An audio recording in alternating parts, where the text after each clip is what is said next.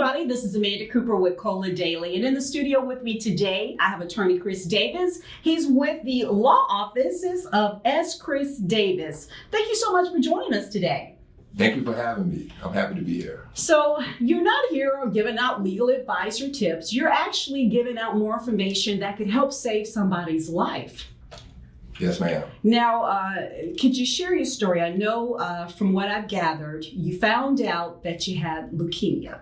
Yes, ma'am. And, you look relatively healthy, young man, very successful and probably in the stride of your life. And then you get this devastating news. Can you walk us through that journey and how it all began for you? Well, it all began around Christmas time of 2017.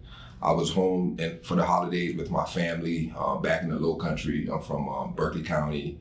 And it maybe was a day or two after Christmas, I noticed my gums began to bleed. So I didn't think much of it. As soon as I got back to Columbia, I scheduled an appointment with my dentist. I went to see my dentist. I wore a suit that day because I was planning on seeing a client in the hospital. So I'll get back to that. So anyway, I met my dentist. He did some work on my mouth, and he told me to just wait in the waiting area. While I was waiting in the waiting area, my gums continued to bleed. Mm-hmm. And he said, something's not right. He said, I don't know what's going on. But he actually was the first to say, does leukemia run in your family? And I was like, no. And but he said, well, I don't know what's going on, but I think you need to go see a medical doctor as soon as possible. So right after I left his office, I went to doctor's care. Mm. And I went to doctor's care. They did some blood work, and they noticed something wasn't right. And the doctor actually looked perplexed.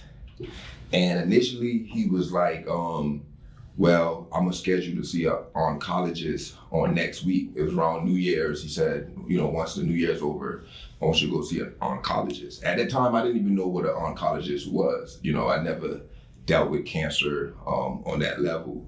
So, but then he changed his mind. He said, you know what? I think you need to go to the hospital right now. He said, go to Richland Memorial Hospital. He said, he gave me my blood work. He said, they'll know what to do with it. And don't get in an accident, because if you get in an accident, you could bleed to death. So I took heed to his advice. I drove directly to Richland Memorial Hospital, gave them the blood work, and before long, they did put me in a room, and the doctor started running tests, and just so happened while I was going to the emergency room, I still didn't think much of it, because at that time I was in the best shape of my life. I used to work out 4 or 5 times a week, and so I just called my family and just told them what was going on. And by the time they got me a room, my whole family was there. It's me and my mom, my dad, my sister, my 2 brothers, and my 2 nieces. All of them met me at the hospital. And I was like, oh, y'all don't have to be here. I don't think it's that serious. But it was. So the good thing about that, once the doctor did confirm it was cancer, I had my whole family with me. So that helped out a lot. But my oldest niece, when she heard the news, she took it real bad. She started crying, and I wanted to cry, but once I saw her crying, I realized I needed to be strong. So I told her, don't worry. And from then on, I kind of trusted in God. And but little did I know I would be in the same hospital I was going to go visit my client. I would be there for the next 35 days. And had to go through 3 rounds of chemo. And eventually, after about a year, they found the cancer in remission. Wow. Yeah. What a story. Congratulations. You rang the bell. That's awesome. Yes, I did. Attorney Davis, can I call you Chris? Yes, that's fine. Chris, your story is, I think, every person's nightmare, because when you work out every day or 4 or 5 times a week, and when you eat healthy, I'm sure that comes with it.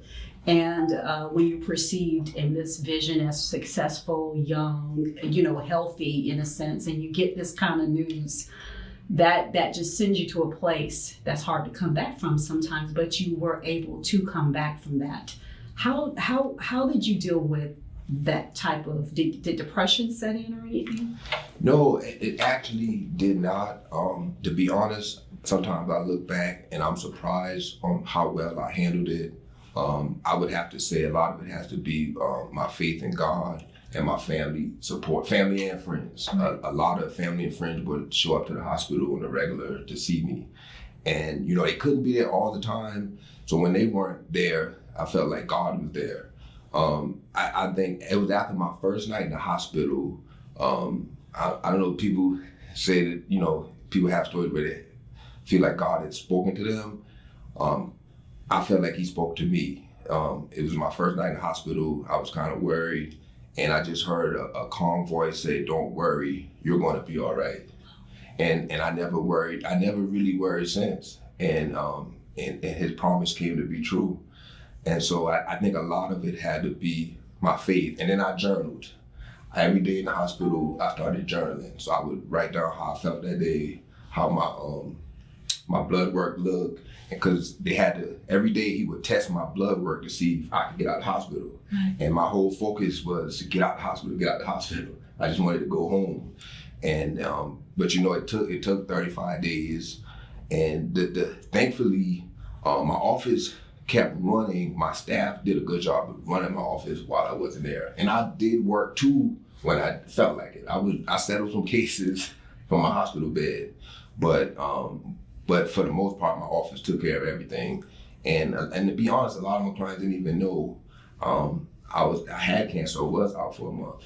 So I would have to say the biggest thing that helped me was my faith in God and my family and friends. Wow, that's phenomenal. Now, I know when you go through a catalyst experience of that nature, it changes you for the good or for the bad. But looking at your track record, Attorney Davis, it's been for the good. You're doing a lot of good in the community. Tell us how that changed maybe where you were at that time to where you're at now.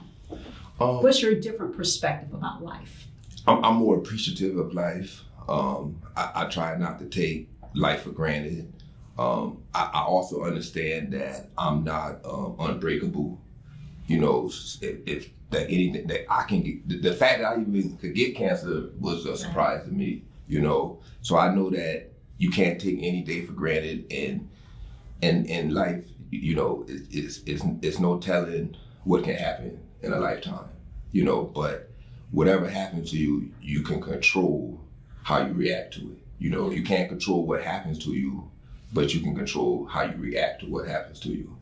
And I think that was the biggest thing that I took away from it, just to appreciate life. Sometimes I do get caught up sometimes and get stressed and kind of overworked, but then I had to remind myself, it's just I'm blessed to still be here, because I easily could have been gone. You know, and I really feel like I'm lucky to still be alive, because had I not gone to the dentist that day, the way my blood work was, it probably was a good chance I would probably just slip away one night, you know.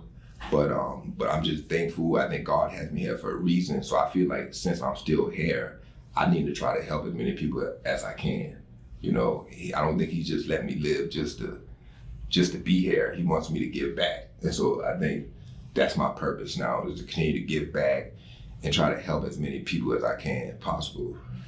You know, remarkable is what it was. It's a remarkable journey, and you do have a purpose. And I see here that, and just to be clear, this happened like 2019, 2020, correct? Well, it happened, I first went to the hospital in 2017. So it's early 2018. Okay. Is when I was diagnosed 2017, and I spent the whole January in the hospital. I got out like February. Gotcha. Around this time right here in 2018. Well, happy anniversary. Thank you. You're right, it is. You're right. I didn't think about that. And in 2022, you started your S. Chris Davis Leukemia Fund. Could you talk more about that? Because that's a part of you understanding the purpose to give back and help others. Yes. I listen to a lot of Joel Osteen, and one of the things he says is, you know, once the patient and then the doctor. So I felt like I've been the patient. Now it's time for me to be the doctor and help someone else. So I created a fund where I could, where I had different people who were affected with cancer, leukemia, or any form of blood cancer. They could write to me and tell me how it affected them or their family member. And the best letter, I gave $1,000 reward to help them out while they was going through their cancer treatment. And I did that because cancer is a very expensive it's a very expensive process. You know, it's the medication is crazy. Most of the time people can't work. So I just figured like $1,000 could, I mean, I know it's not $1 million, but I feel like $1,000 could maybe help somebody, you know, help them during a difficult time. You know, one less thing they wouldn't have to worry about if they got that money. Groceries, gas, getting back and forth to treatments, all of that. Yeah. Mm-hmm. Yeah. So that's why I came up with that. Because the crazy thing is, once I got out to the hospital and, you know, recovered, my business actually got better. You know, like God gave me more, you know. Once I made it through that trial, it's just like he just you know, gave more to me. So I said, hey, I got to continue to give more to others. So I'm not going to stop there.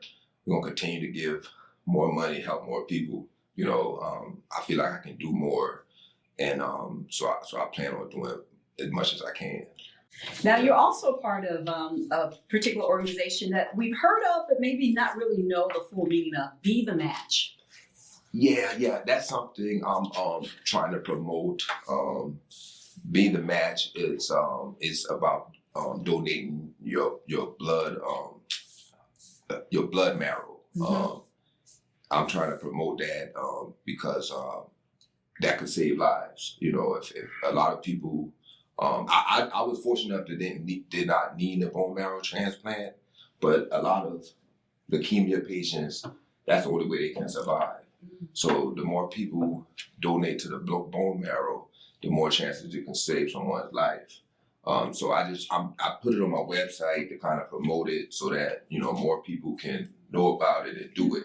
I had two of my friends while I was in the hospital, mm-hmm. They did it in honor of me. Yeah. And so that kind of gave me the idea to do it or to promote it. Yeah. Because I didn't really know anything about it until they told me about it. So they went and donated their bone marrow in honor of me. And so I just felt like it was the right thing to do to kind of promote that. And just to be clear, you can register online. They can visit your website and they can click on Be the Match and register online, join the donor registry, order a test kit, swab their cheeks, and then get matched for people who are in need. It's just that simple. It's that simple. All the directions is on my website. You can go on there and you can pull up the Be the Match website and go straight to their website and register and get all the information you need to be part of it. What advice would you give someone who just found out that they've been diagnosed with cancer? What is your best inspirational appeal or moment or word of advice for them, or just something to keep them encouraged? What would you like to say to them? I would first tell them, you know, if they believe in a higher power, whatever that may be, that they should try to rely on that, because you're not going to be able to understand why, you know, and don't have try not to have a victim's mentality. Don't have the attitude of, you know, why this happened to me. I think that won't help your situation. I think you have to try to stay positive as much as possible, because I think stress is only going to make the cancer more aggressive, more effective. So I think you got to try to keep a positive attitude and just rely on a higher faith. And if you have family or friends that's supportive, rely on them too. You know, and I think if you do that and keep up the positive attitude, I think you can, you know, you can beat it. You know, and to me, beating it is just having the right attitude. Mm-hmm. To me, it's just approaching it with the right attitude, because that's all you can control. You can't control what the cancer is going to do, but you can control how you're going to approach it. I feel like if you approach it with the right attitude, you already won, no matter what happens.